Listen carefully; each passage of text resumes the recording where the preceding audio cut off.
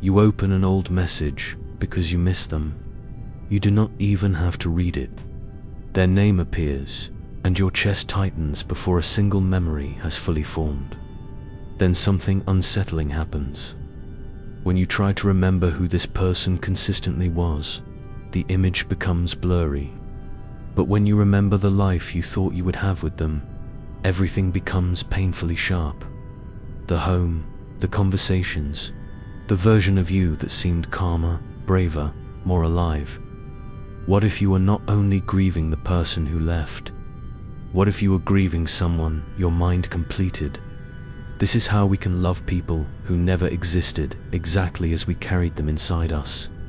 Not because everything about them was false, not because your feelings were imaginary, but because a few real fragments became an entire person in your inner world. A tender night became proof of depth. A promise became proof of commitment.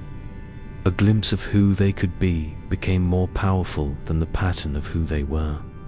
So the deeper question is this: who were you actually loving? After a painful ending, people often say, "I miss who they were at the beginning." But when you examine that beginning more carefully, something uncomfortable appears. You do not miss a stable pattern. You miss selected scenes. You miss the conversation that lasted until morning, but not the weeks when they avoided every serious subject. You miss the day they spoke about building a life with you, but not the months when their choices made no room for that life. You miss the safety of one vulnerable moment, even though you spent much of the relationship unsure where you stood. A moment can be sincere and still fail to describe an entire personality. The mind does not like unfinished pictures. When information is missing, it fills the space. One gesture of tenderness becomes emotional depth. One confession becomes honesty. One promise becomes commitment. Almost without noticing, you begin responding to a representation inside you. A person assembled from evidence, hope, memory, need, and possibility.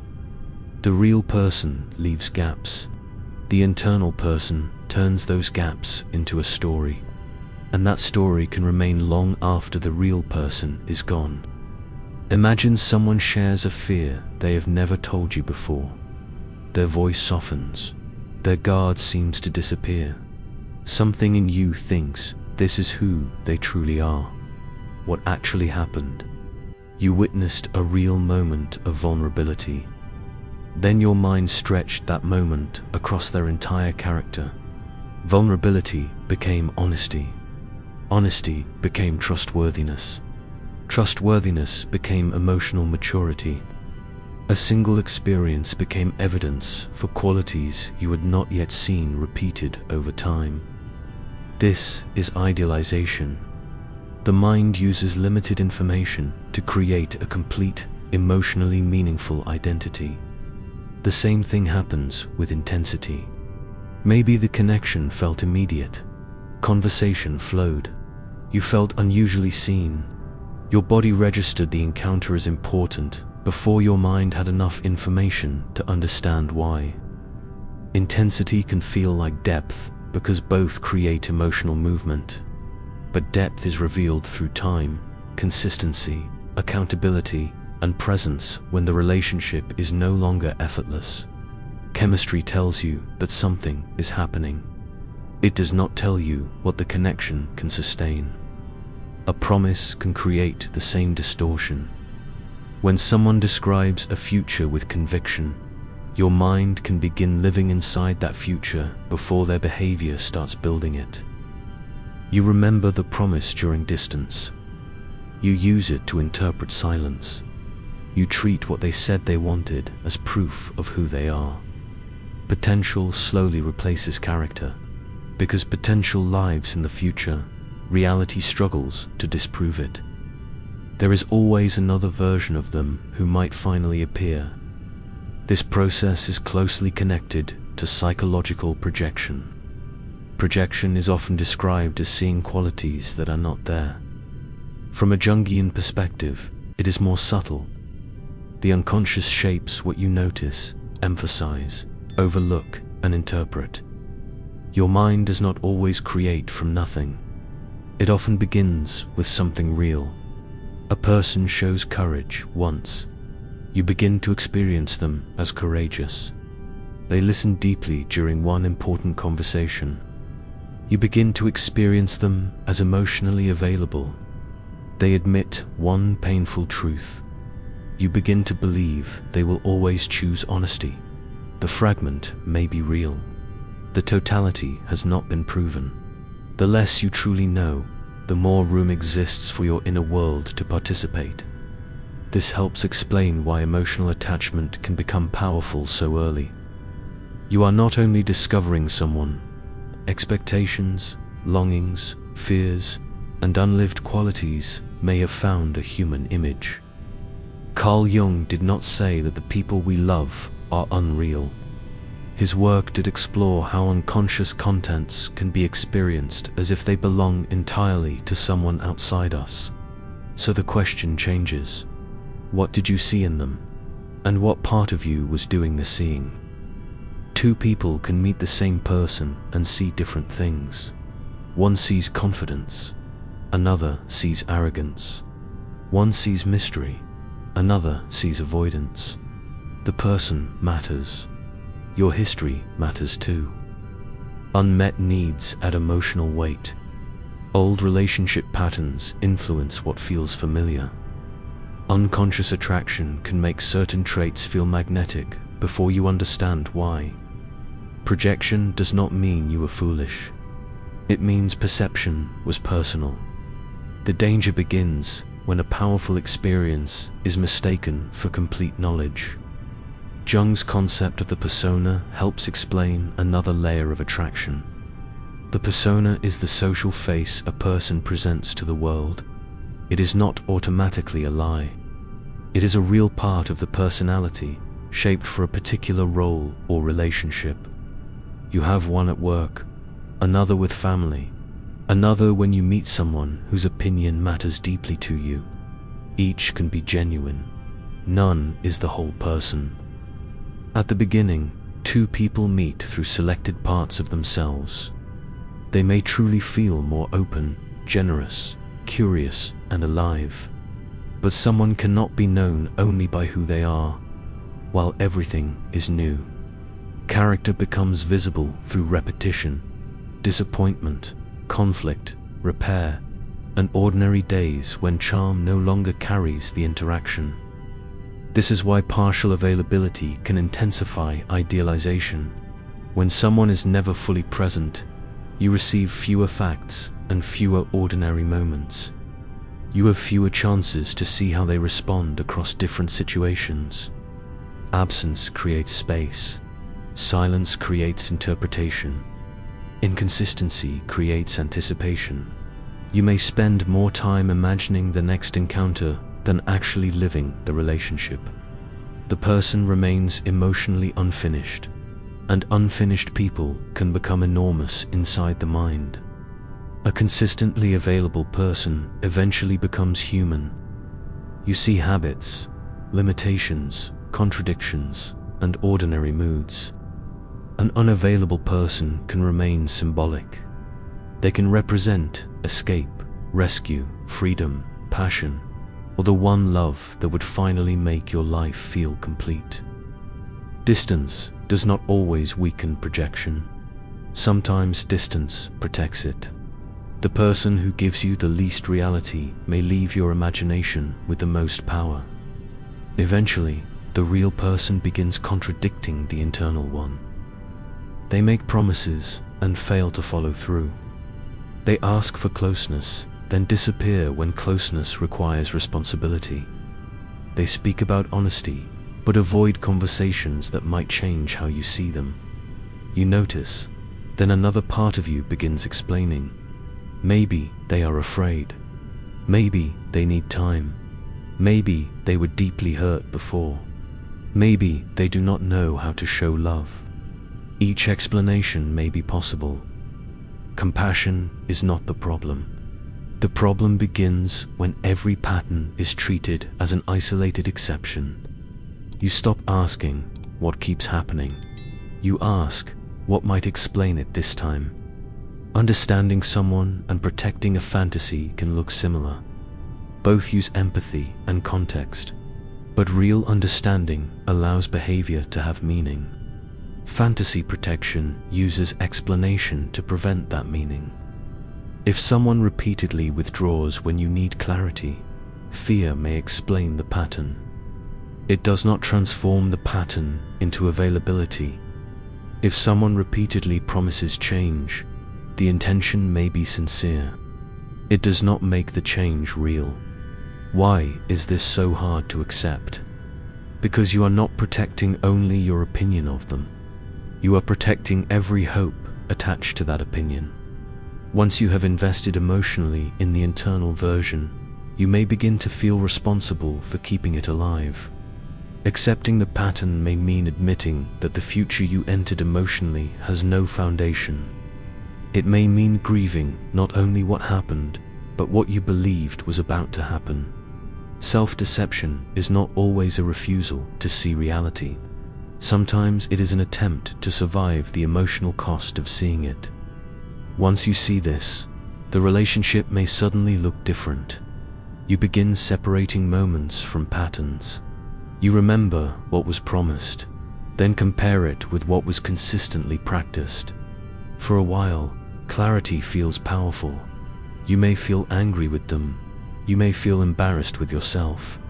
You may reduce the whole story to a simple verdict. They were false. I was blind. Nothing was real. But this is still only partial clarity. It reveals what they were not. It has not yet revealed why you needed them to be more. The mirror turns. The question is no longer only, who were they really? It becomes, why did you need them to be that person? This is not an accusation.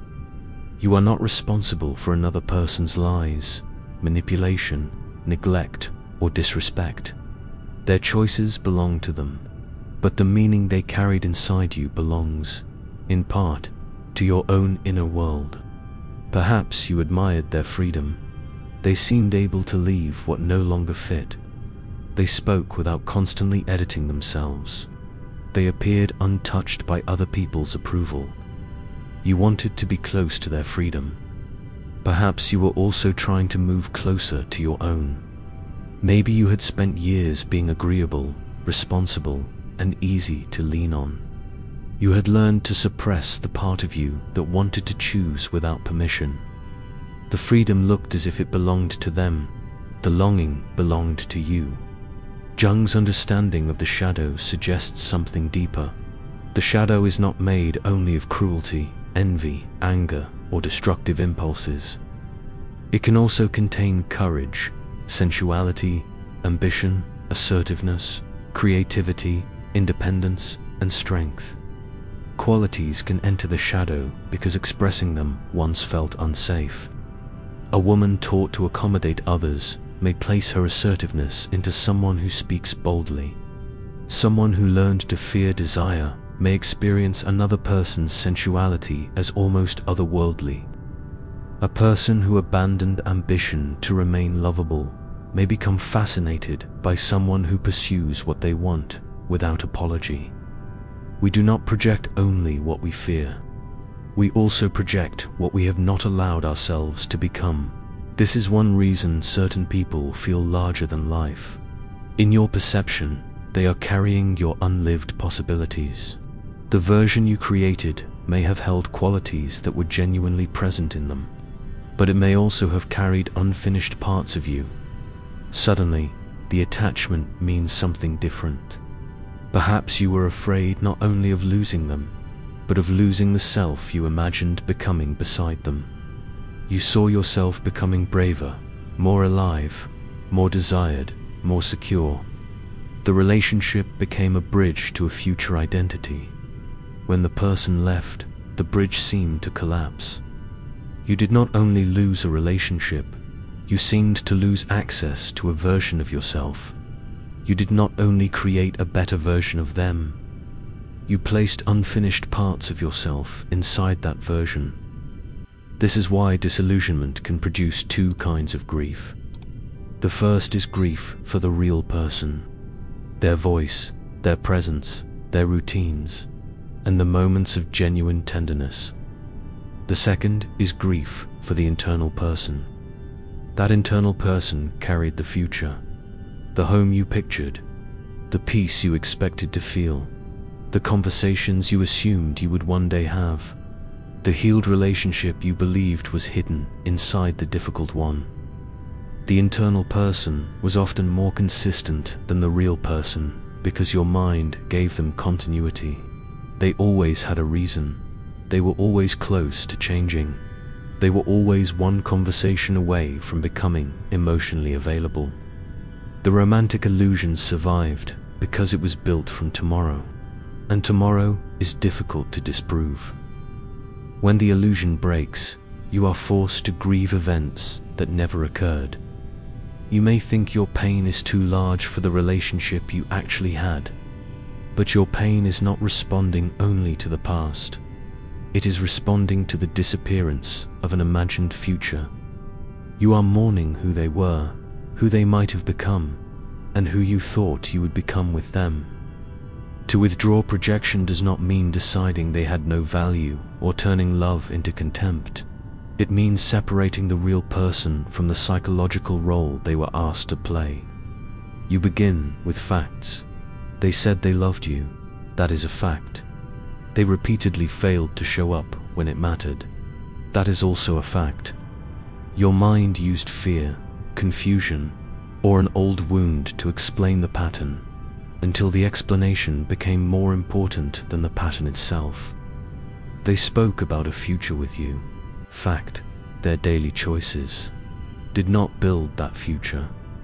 Fact, you continued to experience the promise as evidence that the future was still coming. That was an interpretation.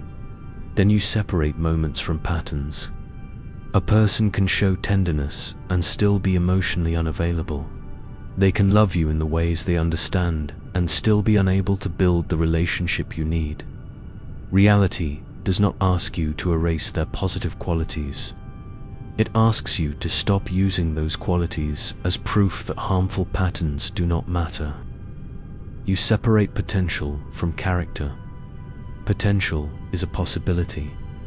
Character is what a person repeatedly chooses, especially when the choice costs them something. You separate intention from impact. A sincere intention may matter, but it cannot replace repair. You separate emotional familiarity from compatibility. Some connections feel destined because they activate an old emotional structure. Perhaps love once required waiting. Perhaps attention was unpredictable. Perhaps closeness came with uncertainty. Familiarity can feel deep because it awakens an old language of attachment. But familiar does not always mean safe. Intense does not always mean compatible. Irresistible does not always mean right. Withdrawing projection is the willingness to let new evidence change the story. You allow the other person to become complex, not an ideal, not a villain. A human being with real qualities, real limitations, and a pattern of choices that can finally be seen without constant revision. Then another question becomes possible. What did you place inside them that you now need to reclaim? If you admired their courage, where is your own courage asking to be used? Which conversation have you avoided? Which boundary have you delayed? Which decision keeps waiting for permission? If you admired their freedom, what permission are you still hoping someone else will give you? If you believed they could save you from a life that felt too small, what part of that life are you now able to change yourself? Reclaiming a projection can be painful because it removes the emotional shortcut. It is easier to admire strength in someone else than to practice strength in your own choices. It is easier to fall in love with their independence than to disappoint people who benefited from your obedience. It is easier to wait for a new life to be built with someone than to begin building one without them. But this is where autonomy returns. The future you imagined may never have belonged to that person. The tenderness, freedom, creativity, or courage you associated with them can remain as a direction for your own life. They may have awakened the quality, they did not create your capacity for it. In Jungian psychology, this movement is part of individuation. You become more whole by recognizing and integrating parts of yourself that were once projected onto others. The emotional energy attached to them begins to return home. Each time you express a quality you once believed belonged only to them, the inner bond changes.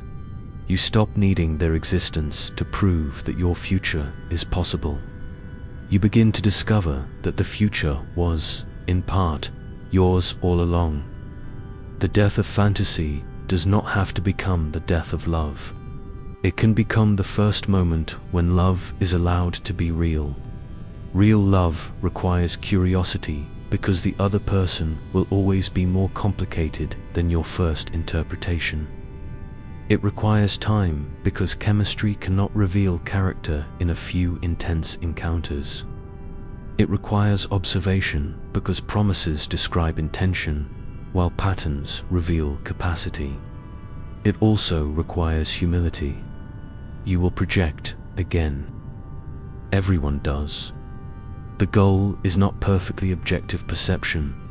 It is the willingness to correct your image when reality appears.